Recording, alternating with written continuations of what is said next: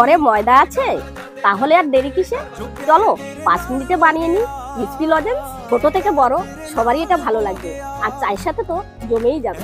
অল্প সাদা জিরা রোস্ট করে ময়দার সাথে মিশাবো। রোস্ট করা জিরাটা আমি ময়দার মধ্যে দিয়ে দিলাম, আর সামান্য নুন আর একটু তেল দিয়ে ভালো করে এটা ময়াম করে নেব। দেখো ময়ামটা কত সুন্দর হয়েছে। রেস্টে থেকে তুলে নিয়েছি, এখন এটা থেকে আমি দুটো লেচি কেটে নেব। এটা গুঁড়ি দিয়ে বেলতে হবে, বেশি নরম হলে হবে না, একটু শক্ত শক্ত রাখতে হবে।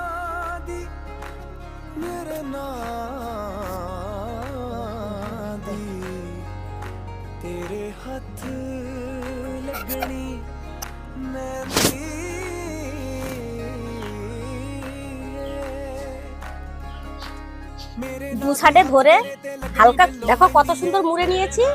এখন এগুলো পুরো ভিডিওটা বিভা কুকিং ব্লগ চ্যানেলে দেওয়া আছে, তোমরা এসে দেখে নিতে পারো। দেখো কত সুন্দর মচমচে হয়েছে।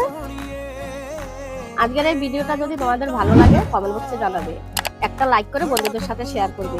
আর তুমি যদি আমার চ্যানেলে নতুন হয়ে থাকো, চ্যানেলটিকে সাবস্ক্রাইব করে আমার পাশে থাকবে।